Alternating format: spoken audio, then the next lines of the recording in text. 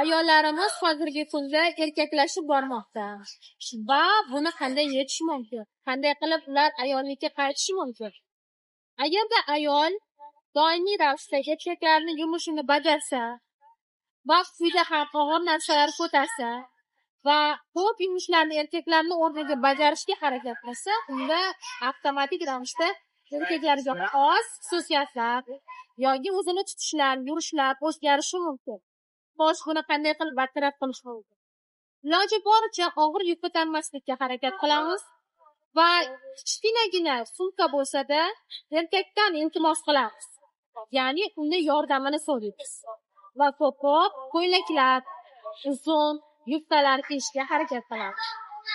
Va iloji boricha yumshoqroq gapirishga, hatto gapirmaslikka harakat qilamiz.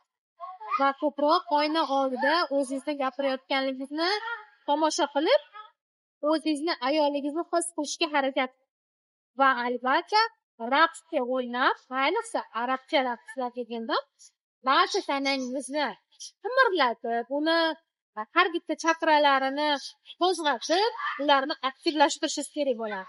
Shuning uchun ham raqs bu ayollikni yanada ochadi.